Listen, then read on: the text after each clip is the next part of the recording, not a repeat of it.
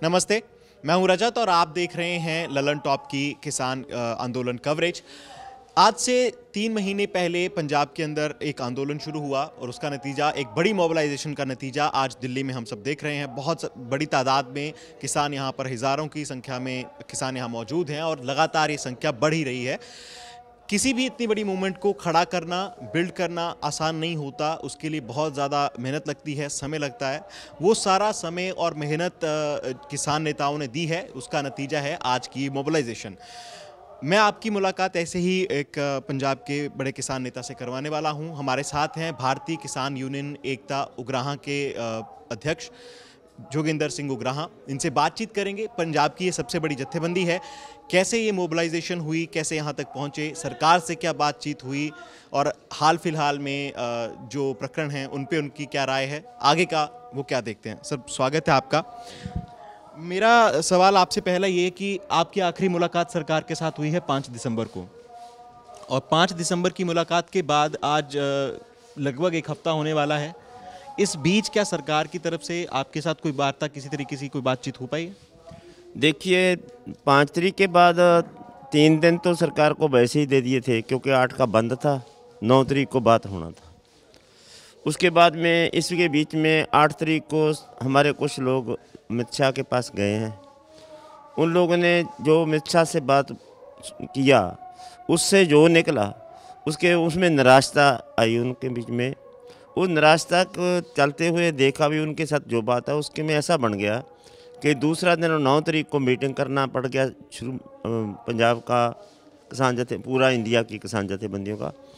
उसमें जो प्रपोजल उधर आई कि बात ये बन गई, तो मीटिंग रद्द करना पड़ा। अभी बात जो है अमेंडमेंट के ऊपर खड़ी है। इसके ऊपर सरकार अमेंडमेंट ही करना चाहती है, उसी के ऊपर चर्चा करने के लिए ये मीटिंग है। तो कोई फ़ायदा नहीं मीटिंग में जाने का, उस दिन ये फैसला हुआ। अच्छा, 8 तारीख की मीटिंग के बाद आपने एक वीडियो आपका आया था, आपने उसमें कहा था कि इस तरीके से नहीं मिलना चाहिए था। तो आपका क्या विरोध है उस बात से कि ये तरीका ठीक नहीं था? नहीं, हमारा विरोध नहीं, हमारा फैसला था। हमारा फैसला था भी, एक तो पहले भी सरकार की मांग थी कि छोटा कोई टीम बना लो, छोटा टीम हमारे से बात कर लेगा। वो हम छोटा टीम तो उनको रद्द कर दिया था, हमें उनकी इस मांग को रद्द कर दिया भी छोटा टीम नहीं, जब हम मिलेंगे सब के सब मिलेंगे। उसके बाद साथियों ने पता नहीं कैसा डिसीजन ले लिया, छोटा टीम जाने का फैसला कर लिया। 30 जत्थेबंदियों में जा रहे हैं, अमित शाह ने बुलाया है, हमें नहीं मालूम था। जब हम स्टेज से बोलकर उतरे तो मीडिया वाले साथियों ने तो हमारे पास आना ही था, क्योंकि उनको पता था कि अमित शाह के साथ मीटिंग हो रही है। मुझे नहीं मालूम था। मेरे से सवाल किया कि आप अमित शाह की मीटिंग में जा रहे हैं।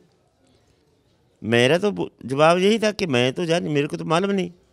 जब मेरे को मालूम नहीं था तो हमने तो बोलना था। हमें इस बात का खदशा हुआ कि अगर ऐसी बात हो रही है कि हमें मालूम नहीं, एक हिस्से को हमें मैसेज मिलाया भी बात करें, ये सरकार की जो दफाड़ करने की नीति है वो कामयाब हो रही है। अच्छा उग्राहां साहब, जब शुरुआत हुई थी तब आप यहाँ पे जब आए थे, आपने बोला था अपने पब्लिक स्पीच में, इंटरव्यू में, कि अमित शाह से आपके साथ फ़ोन पर बात हुई है। तो उस समय आपसे बात की अमित शाह ने, अब इस बार क्या लगता है क्यों बात नहीं हुई आपसे? 28 तारीख को मेरे साथ बात हुई है अमित शाह की। वो होम मिनिस्टर है, गृह मंत्री है। गृह मंत्री को तो बात करना, लॉ एंड ऑर्डर की बात कर सकता है। वो बात भी वही उसके घेरे की बात थी कि आप वो ग्राउंड ले लो, ये ग्राउंड ले लो, उसके ऊपर ही बात हुई है। कोई बैकडोर चैनल से बातचीत नहीं हो रही आजकल?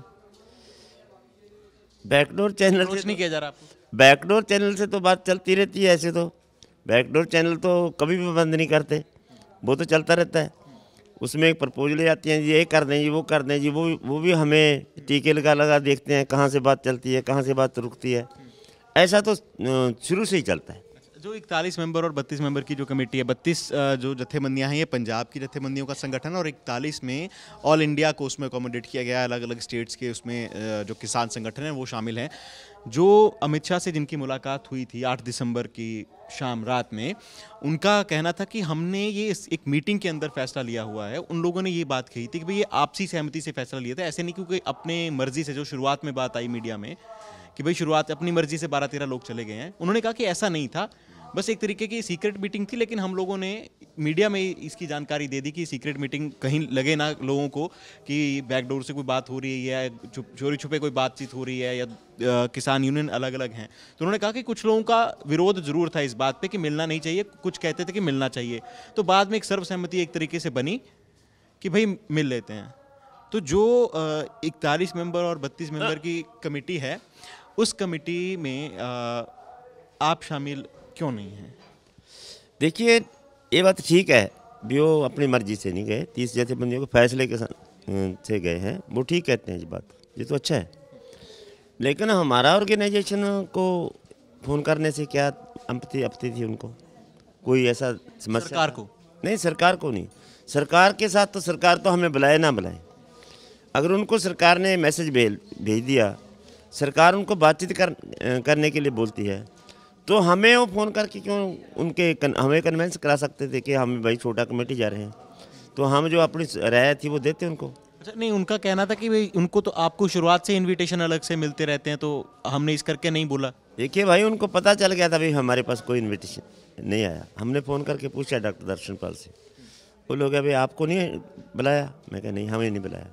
तो वो मन बना चुके थे जाने का? वो तक मन फैसला कर चुके थे जाने का। तो आपने उस समय आपसे पूछा उन्होंने, तो आपने क्या बताया उनको, डॉक्टर दर्शन पाल को? मैं उनको बताया भी हमारे पास कोई मैसेज नहीं, हमारे पास जो कोई संदेहा नहीं आया।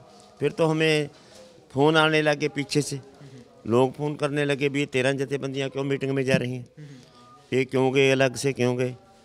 भी स्पष्टीकरण तो हमें देना ही पड़ेगा।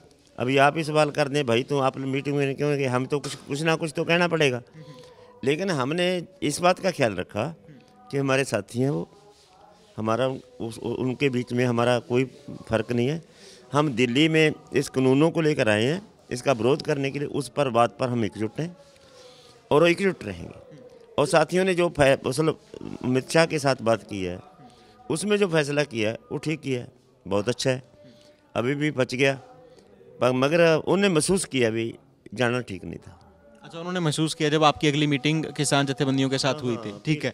अच्छा, मैं आप दर्शकों को भी बता दूं कि जो 4 मांगे हैं वो बड़ी क्लियर है, मतलब कन्फ्यूजन है। सरकार से 4 मांगे किसान जथेबंदियों ने और आपके संगठन समेत सब ने यही 4 मांगे की हैं। पहला कि जो तीनों कृषि कानून बने हैं वो रद्द किए जाएं। दूसरा कि जो इलेक्ट्रिसिटी अमेंडमेंट का जो बिल आया है उस बिल को रद्द किया जाए। तीसरा, जो एयर पोल्यूशन कंट्रोल के लिए, एयर पोल्यूशन मैनेजमेंट के लिए स्टबल बर्निंग, पराली के ऊपर जो कानून, जो ऑर्डिनेंस लाया गया था उसे रद्द किया जाए, जिसमें बात की गई थी कि किसान पे 5 करोड़ रुपए का तक का जुर्माना, 5 साल तक की सज़ा और 1 करोड़ रुपए तक का जुर्माना लग सकता है। तीसरा ये था, तीसरी मांग। और चौथी मांग थी जो बुद्धिजीवियों पे, जिन पे यूएपीए, दिल्ली दंगों के दौरान जामिया या भीमा कोरेगांव, इन सब पे जिस पर भी मुकदमे हुए हैं या जिनको जेलों में बंद किया गया है, उनको किसान जत्थेबंदियां राजनीतिक कैदी मानती है और उन्हें रिहा किया जाए जल्द से जल्द। ये 4 मांगे थी। सर, मेरा सवाल ये है कि 4 मांगे सभी 41 जत्थेबंदियों की हैं, क्योंकि सरकार के पास सभी गए हैं। आपका और उनकी विचारधारा का कोई टकराव है? समझ का पॉलिटिकल सिनेरियो को लेकर कोई टकराव है? इसकी आपका एक साझा स्टेज नहीं है, एक जगह पे आप इकट्ठे नहीं हैं? देखिए, विचार तर्क मतभेद का मतलब ये है अभी उनका विचार तर्क मतभेद तो हमारे पास संघर्ष करने का तरीका, मुद्दे को छांटने का तरीका, एक्शन प्लान करने का तरीकाकार, इससे है मतभेद हमारे उनके साथ। इसीलिए वो अलग जथेबंदी है। अलग जथेबंदी होने का कोई कारण तो होना चाहिए, ऐसे नहीं भी वो लीडर क्यों बन गया मैं बन गया, लीडरी की कोई रौला नहीं है। इसलिए उनके साथ विचार है, उनकी अलग जथेबंदी है, हमारी अलग जथेबंदी है।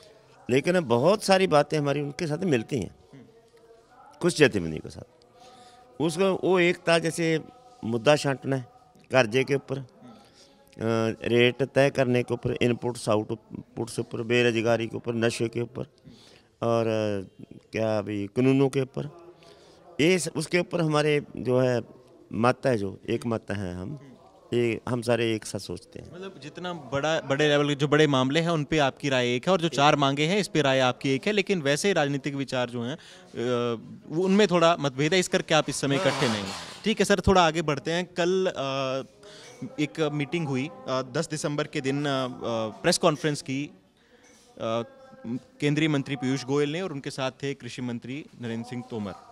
उन लोगों की जो इस मीटिंग में उन्होंने कुछ बातें कही, कहते कि जो हमने किसानों के साथ हमारी बातचीत हुई थी उसमें उनको कुछ अमेंडमेंट्स बताई थी जो किसानों के डाउट थे, उन्हें हमने अकोमोडेट करने की कोशिश की। जैसे कि किसान कहते थे कि भाई कानून ही वैध नहीं है, किसान नेताओं का कहना था कानून ही वैध नहीं है, तो उन्होंने कहा कि नहीं, ये कंकरेंट लिस्ट का हिस्सा नहीं है, स्टेट लिस्ट का हिस्सा नहीं है, इसके पास केंद्र बना सकता है। दूसरा, उन्होंने कहा कि एसडीएम के पास जाने को उनको थोड़ी परेशानी थी, तो उन्होंने सफाई दी इस बात पे कि एसडीएम का इसलिए हमने जाने का प्रोविज़न किया क्योंकि एसडीएम की अप्रोच नज़दीक होती है। और तीसरा, उन्होंने कहा कि जो पट्टे पे जो कॉन्ट्रैक्ट फार्मिंग का था उसमें उन्होंने कहा कि ज़मीन की कुर्की नहीं होगी, गलत बातें किसान नेता कह रहे हैं। तो आपकी इन सब चीज़ों पे पहले बहस हो चुकी है, 1 तारीख को, 3 तारीख को, 5 तारीख को। हमें थोड़ा ये बताइए कि इन सब पॉइंट्स के बारे में जो सरकार ने जानकारी दी है और जो आपकी बहस हुई है, सच्चाई क्या है? सच्चाई तो ये है कि इस बहस में सरकार हार गई। सरकार का खेतीबाड़ी सकत्तर बोला है अग्रवाल साहब, उसने इसकी डेफिनेशन दी है कानूनों की कि ये क्या है, कैसे फ़ायदा कर देंगे। उसमें समय लगाया, 20 मिनट बोला वो।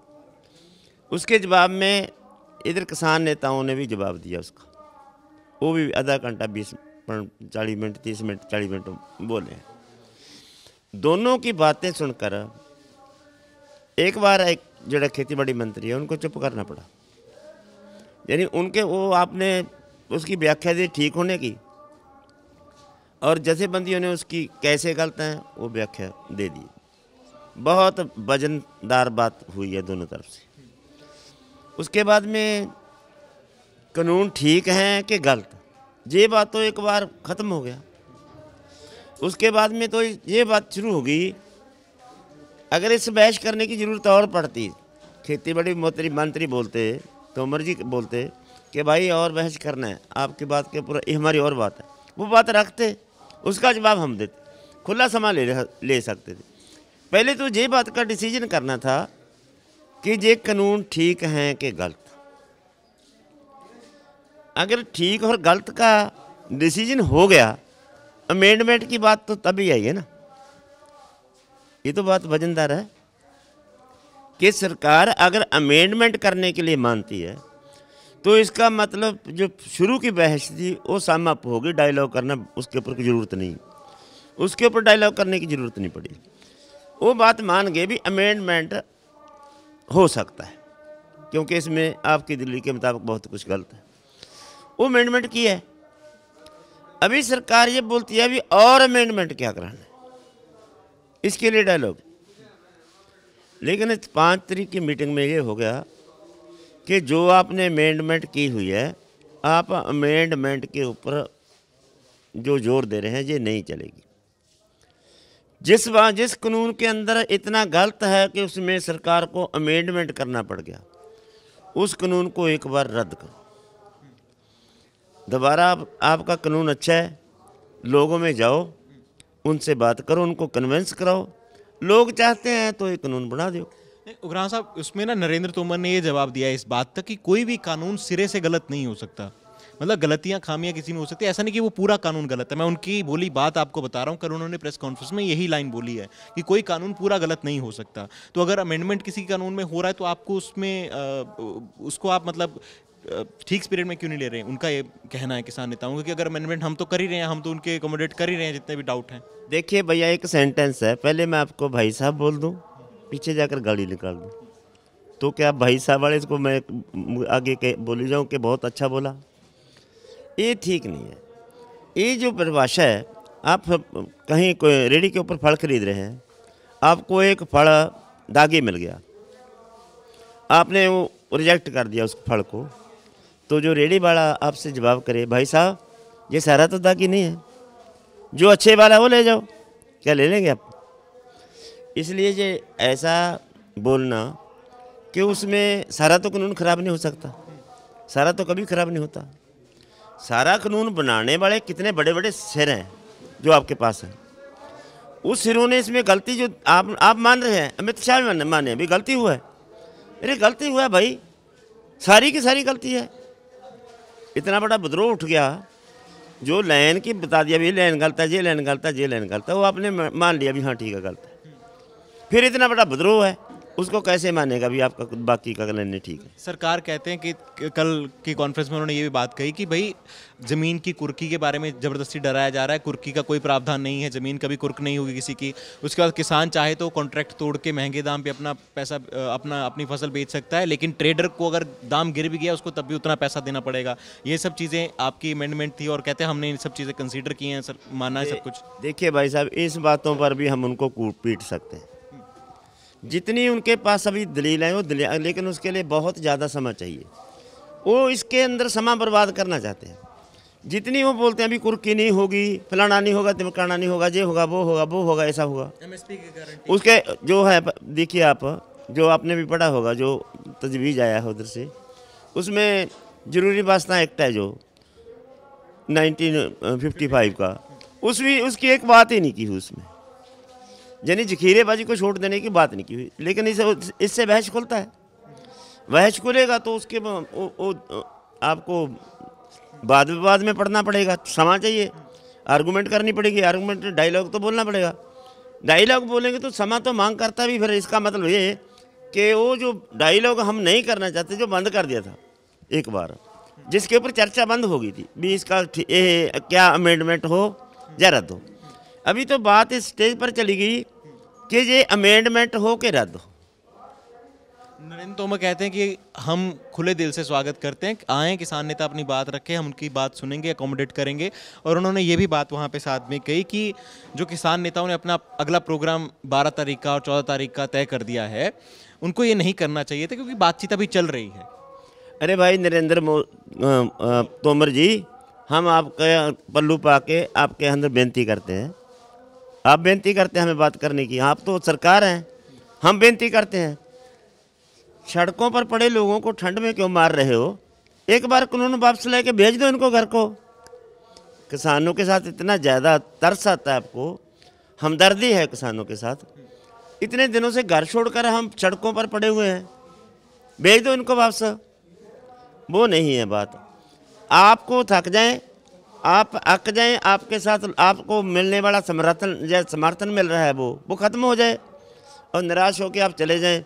उसके बाद में ऐसा हालत बन जाए कि मुड़ के मोदी हुकूमत के सामने कोई आंदोलन करने वाला हो ही ना, ऐसा बनाने का इरादा है उनका। अच्छा उमरान साहब, कल ना पीयूष गोयल जो food and civil supply minister हैं, उनका कहना था कि जो किसान नेता आते हैं वो कोई स्पेसिफिक बात नहीं करते हैं, अपना स्पेसिफिक डाउट नहीं देते हैं, वो जनरल बात करके चले जाते हैं कि बस इनको रद्द करो रद्द करो रद्द करो। कहते हैं वो स्पेसिफिक बताते नहीं कि कमी कहाँ पे है, कोई स्पेसिफिक डाउट नहीं देते। ये बिल्कुल गलत है उनकी।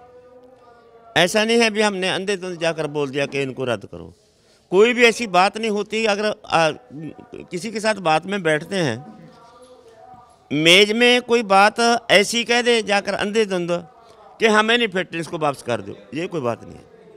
पहले ये बात हुई है, पॉइंट टू पॉइंट बात हुई है, 3 सीटिंग लगा है इसके ऊपर, 3 सीटिंग में बहस हुई है, वो अपना पक्ष रखा, अपना पक्ष रखा, दोनों के बीच में बहस होने के बाद ही निर्णय हुआ है कि अमेंडमेंट करो।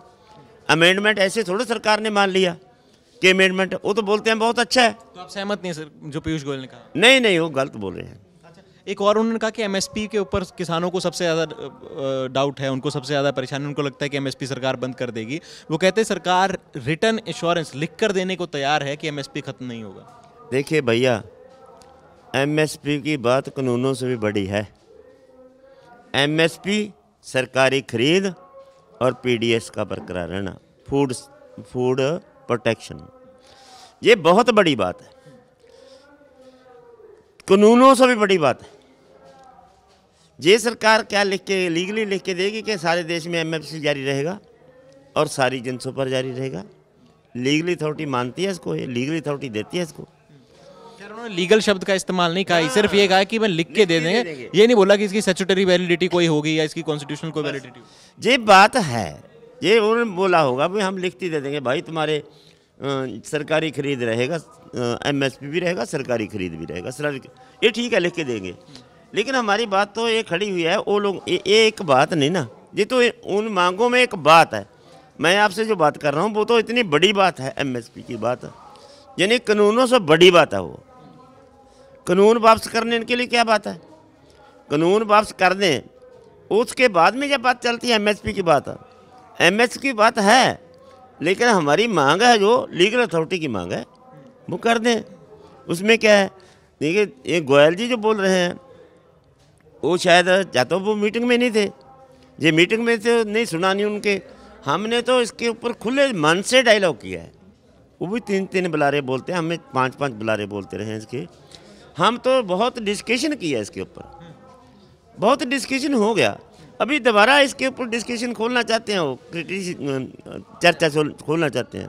तो आपको लगता है कि ये वो नुक्ता है जिसको सरकार पकड़ना चाहती है कि इसके थ्रू दोबारा किसानों से बातचीत शुरुआत की जा सके, क्योंकि किसान नेताओं ने बोल दिया हम बात नहीं करेंगे।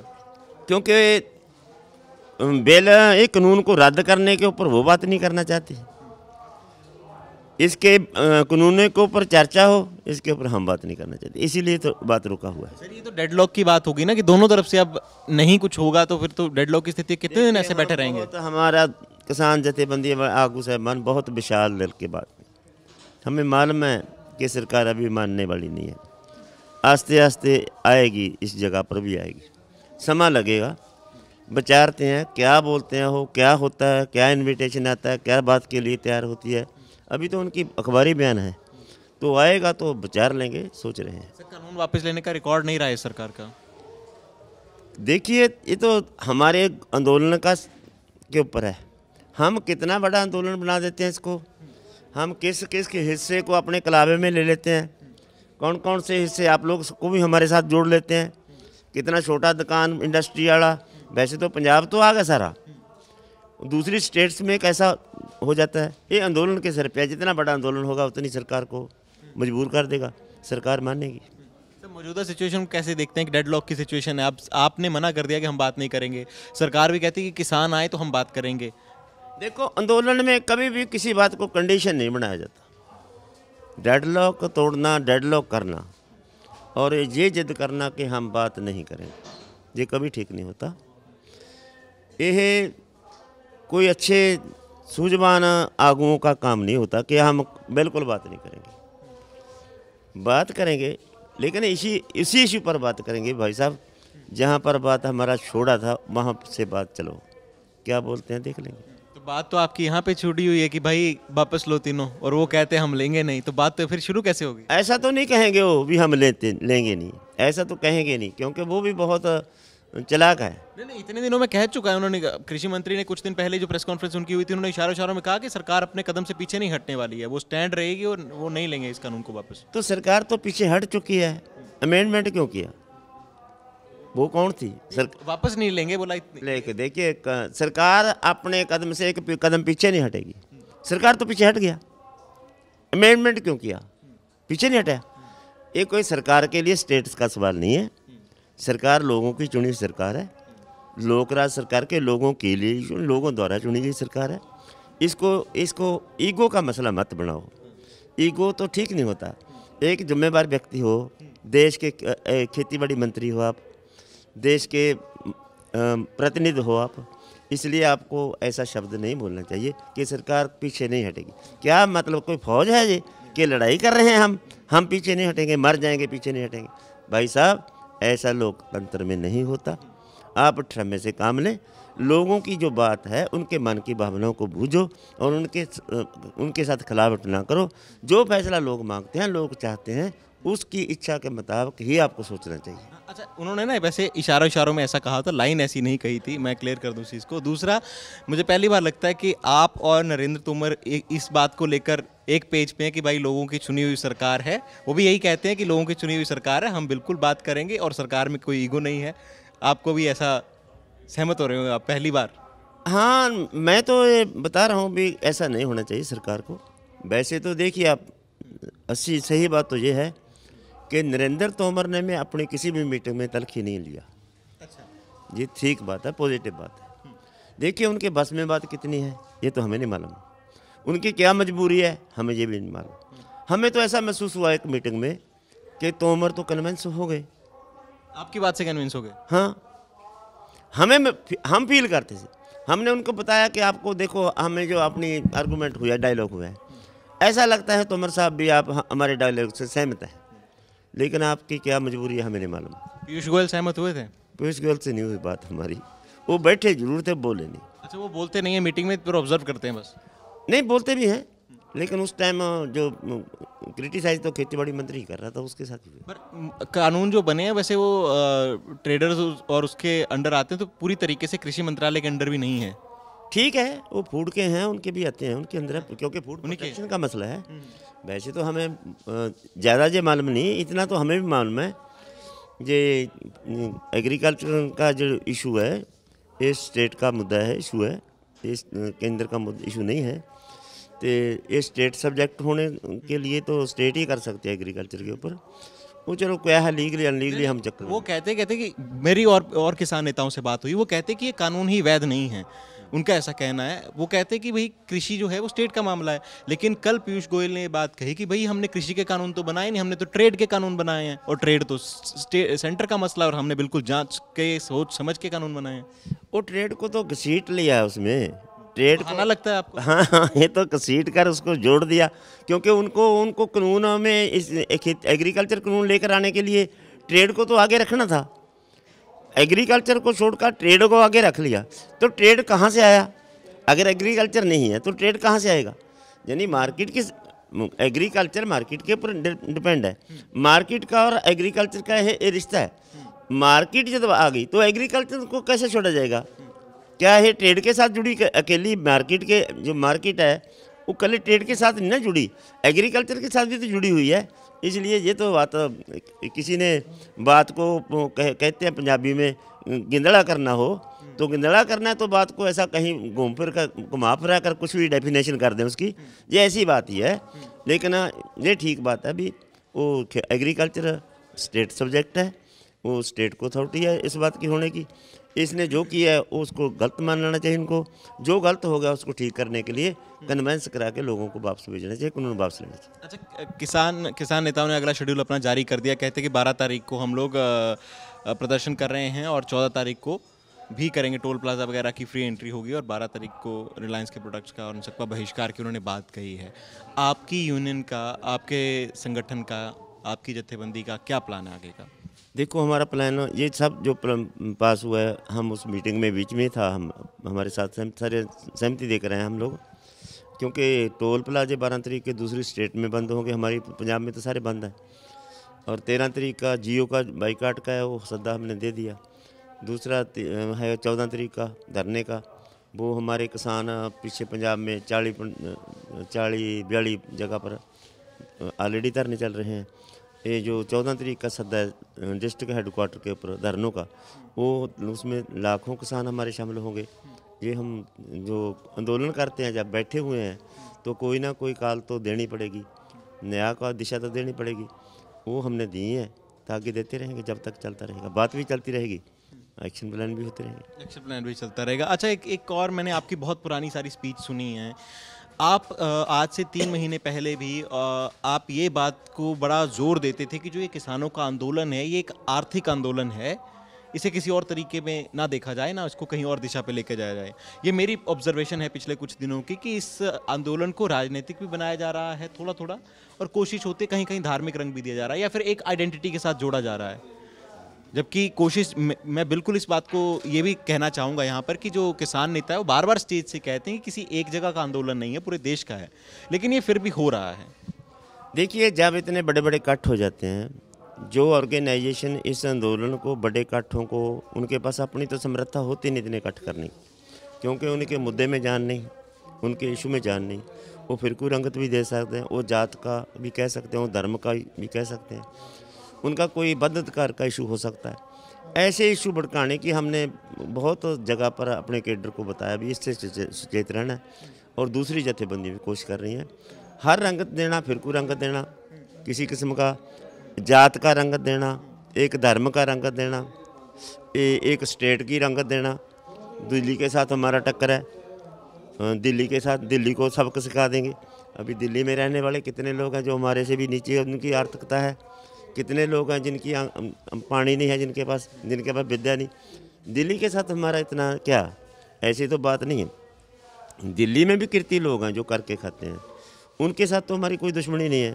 इसलिए दिल्ली की हुकूमत के साथ जो पावर है, पावर के साथ हमारी जो है संघर्ष है, वो पावर के साथ हम लेकर आए हैं। पावर के साथ तभी लड़ा जाएगा जब सारे धर्मों के लोग, सारी कम्युनिटी के लोग, सारी जातों के, सारे कित्तों के लोग इकट्ठे होकर कित्ते की लड़ाई है, एक इसको अटैक समझेंगे। मतलब ये अटैक अकेले किसानों पर नहीं, मजदूरों पर भी है, दुकानदारों पर भी है, आड़तियों पर भी है, बुद्धिजीवी पर भी है, यानी सबके ऊपर अटैक है। क्योंकि जो फूड लेने पड़े किलो, यानी इस बात का जो जखीरेबाजी का है वो सबको कड़ा में मिल लेता है। इसलिए ये आंदोलन अकेले किसानों का नहीं है, ये सारे वर्ग के लोगों का। ऐसे ही सहयोग भी तभी मिल रहा है। कल देखा आपने, आड़ती आए थे, आज भी आड़ती आएंगे। आड़तिया लोग कभी आता है किसी आंदोलन में, वो बोलता है भी भाई हमारे पास तो भाई सड़कों पर तो हम सो नहीं सकते, आपकी मदद करनी है, कोई पट्टी वट्टी कराना है, कोई दवाई दुवाई देना है। देखिए इन्वॉल्व तो है ना, सारे इन्वॉल्व तभी हैं जब सबके समझ में आया कि हमारा कितना खतरे में। बड़ी मंडी आ रही है, पैरेलल मार्केट आ रही है, प्राइवेट मार्केट सरकारी मार्केट को खा जाएगी, इसलिए हमारा धंधा चौपट हो जाएगा। वो हमारे साथ है। इसलिए एक वर्ग की लड़ाई नहीं, एक धर्म की लड़ाई नहीं, इसको दूसरी रंगत देने वाले को हमारी बेनती है, भाई साहब आप कोई मौका और देखें, इस मौके इस हमारे आंदोलन को फेल ना करें। Thank you. अच्छा, आपने ना अपने पिछली बातों में, इंटरव्यू में यहाँ के लोकल लोगों का बड़ा शुक्रिया किया है, और आपका काडर भी मैंने यहाँ पे देखा कि कोई बाहर से लंगर नहीं लगता, यहाँ के आपके काडर के लोग अपना खुद लंगर बना रहे हैं, डिसिप्लिन काडर है। और जब हमने कुछ दिन पहले महिलाओं से बात की थी जो आपके साथ जत्थे के साथ आई हैं, शायद सबसे ज़्यादा महिलाएं आपके जत्थे के साथ ही यहाँ पे आई हैं, तो कैसे देखते हैं कि जब इतना बड़ा इकट्ठ होता है, इकट्ठे लोग आते हैं, तो उसको मैनेज करना और लोगों का रहना कितना मुश्किल होता है? ये जो हमने इन लोगों की, आसपास के लोगों की तारीफ़ की है ना, वो कोई टेम्परेरी नहीं थी, सच थी, हकीकत थी। इतना प्यार दिया है, इतना सुकून मिला है हमें उनसे, हमें तो आस नहीं था। हमें तो ये पता है इधर हमारी कितनी औरतें आ जाएं, हमारी बहनें बसती हैं इधर गांव में, हमारे भाई बसते हैं गांव में, हमें ऑफ़र करते हैं कि आपके साथ कितने बच्चे हैं, कितनी औरतें हैं, आओ हमारे मकानों में, बाथरूम भी देंगे, स्नान भी दे रहे हैं, लेकिन जगह भी देंगे, आप उधर रहें, हम राशन भी देंगे। इधर एक जाट बरादरी के लोग आए थे रोहतक से कल, वो लोग एड्रेस देकर गए हैं। देखिए आपको जिस चीज़ की ज़रूरत होगी आप हमें फ़ोन मार दें, वही पहुंच जाएगी, वही पहुंच जाएगी। ये सुकून कहाँ से मिलेगा, किसी दुकान से मिलता है जी? इतना प्यार जो मन से है, दिल से प्यार है। अभी किसी पॉलिटिकल ऑर्गेनाइजेशन का कोई प्रोग्राम होता है, उसमें मानते हैं भी वो कोई पेट्रोल पंप का लाइसेंस लेने के लिए गया, बच्चे की नौकरी के लिए, हमारे पास क्या है किसी को देने के लिए? हमारे पास तो देने के लिए हम तो मांगने वाले हैं, हम तो सरकार से मांगने वाले हैं। जिसके पास अपने पास किसी को देने को कुछ नहीं, अगर उनको लोग प्यार से इतना सत्कार देते हैं, दसो ये सुकून कहाँ से मिलेगा? ये प्यार कहाँ से मिलेगा? ना ये पैसे से मिलता है, ना किसी दुकान पर मिलता है, ना ही इसकी कोई कीमत है। तो इसकी तारीफ क्यों ना करें आपके जरिए। अच्छा, मेरे आखिरी सवाल है, समय की कमी हो रही है। कल 10 दिसंबर को ह्यूमन राइट्स डे था, आपके यहाँ पर जत्थेबंदी ने उसे मनाया, और कुछ पोस्टर यहाँ पे जो यूएपीए के तहत जिन्हें बंद किया गया है, भीमा कोरेगांव केस, दिल्ली दंगे या जामिया के, उन सब के पोस्टर यहाँ पे दिखाई दिए। तो कुछ लोगों ने सोशल मीडिया पर बवाल कर दिया इस चीज़ को लेके कि भाई देशद्रोहियों के पोस्टर इस आंदोलन में लगाए जा रहे हैं, और जो वो खालिस्तानी वाला नैरेटिव आज से कुछ दिन पहले चलाया जा रहा था वो फिर से दोबारा चलना शुरू हो गया है। तो आपको अंदाज़ा था कि अगर ऐसा कुछ यहाँ पे होता है तो ये चीज़ें हो सकती हैं? देखिए क्या होगा, क्या होना होगा, उसके बाद में क्या होना है, हम इस बात को नहीं देखते कभी भी। हमें मालूम था कि इसके ऊपर किंतु होगा, लेकिन हमारा एक रूटीन है, हम चलते हुए प्रोग्राम में जो भी महत्वपूर्ण दिन आता है उस दिन को उसके साथ संबंध रखने वालों लोगों की चर्चा जरूर करते हैं। चाहे वो भगत सिंह का दिन हो, चाहे करतार सिंह सराबे का दिन हो, चाहे गुरु नानक देव जी के जन्मदिन का दिन हो, उस दिन पर हम उनकी चर्चा भी करते हैं, उनके बारे में भी बोलते हैं, उनका क्या क्या, बाबर ने जावर क्यों कहा गुरु नानक को, उसके बारे में बोलते हैं, करतार सिंह सराबा को फांसी क्यों लगा दिया उसके बारे में बोलते हैं, भगत सिंह इनकलाब जिंदाबाद के नारे मारता था उसके बारे में बोलते हैं। वही बात उसी रूटीन के अंदर ये दिन दिवस मनाया गया, ह्यूमन राइट्स का दिन। ह्यूमन राइट्स का कैसे मोदी सरकार ने चकनाचूर किया है, कैसे पकड़ पकड़ लोगों को अंदर किया है, वो लोग कौन थे, वो सचमुच देशद्रोही थे, कि उनका काम, फील्ड का काम क्या था, उनकी चर्चा ही किया, कोई अलग नहीं किया, दूसरी कोई बात नहीं की। वो एक दिन का प्रोग्राम था, कल था, वो कल बीत गया बस। कल ह्यूमन राइट डे था तो आपने उसे किया, हाँ जी। जैसा आप बाकी रूटीन में करते हैं। बाकी जत्थेबंदियां नाराज तो नहीं थी हुई इस नहीं बात नहीं, मतलब ही नहीं, उनका भी मांग पत्र में, हमारे मांग पत्र में पाया, उनके मांग पत्र में कोई मतलब ही नहीं इसका। तो ये मैं क्लियर कर दूं जनता को जो देख भी रही है, मैंने जैसे शुरुआत में भी बताया था कि जो मांग पत्र है किसानों का, उसमें ये मांग भी है जिसके बारे में कल यहाँ पर जो भीमा कोरेगांव के केस है, जिन बुद्धिजीवियों पे मामले दर्ज हुए हैं, उनकी रिहाई की बात ये मांग पत्र में भी है किसानों के, और पहले से है वो चीज़। सर एक आखिरी बस बिल्कुल छोटा सा, आपका ये सारा एक्टिविज्म होता है, इस एक्टिविज्म से की वजह से कभी आपको पर्सनली टारगेट किया गया हो? नहीं, किसी ने नहीं किया टारगेट, पर्सनल टारगेट किसी ने नहीं किया जी। अच्छी बात है, अभी हमें पर्सनल टारगेट किसी ने नहीं किया। सरकारों ने कभी? नहीं, अभी तक तो नहीं। अगर उनके मन में कोई पर्सनल टारगेट करने का होगा तो ठीक है, कर लें। हम तो 75 साल के हो गए, पर्सनल टारगेट करके करेंगे क्या? 2 साल रहते हैं, इधर हुए को कहीं और हुए। और आपकी सर्विस फौज में रही है, आपने तो शुरुआत से डिसिप्लिन रखा, और मुझे लगता है आपके काडर में भी डिसिप्लिन आता है, तो आपकी ट्रेनिंग से कुछ बहुत अच्छे डिसिप्लिन में नहीं रह सकता, उसमें नहीं रहा मैं। वैसे मैं डिसिप्लिन हूँ, जो हमें जथेबंदी में फैसला होता है वही फैसला प्रवान करना पड़ता है। हम चलते हैं इनके साथ, राब्ते के साथ। प्रधानमंत्री मोदी से अगर आज आपकी 1-to-1 मीटिंग होती, क्या कहेंगे उनसे?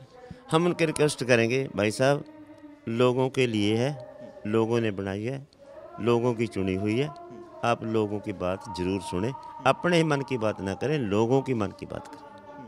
ठीक है, तो हमारे साथ है जोगिंदर सिंह उग्राहा, उन्होंने अपनी सारी बातचीत बताई कि सरकार के साथ अगली बातचीत किस तरफ जाएगी। जो मामला सोशल मीडिया पर उठा शर्जील इमाम, उमर खालिद के नाम से लेकर, उन पर उन्होंने अपनी बात रखी, और साथ में कहा कि प्रधानमंत्री मोदी से अगर मुलाकात हुई 1-to-1 तो यही बात कहेंगे कि वो किसानों की बात रखें, इन कानूनों को वापस लें। जो भी अपडेट होगी किसान आंदोलन से लगातार ललन टॉप आप तक पहुँचाता रहेगा। कैमरे के पीछे है मेरे साथी जेरी, आप देखते रहिए, शुक्रिया।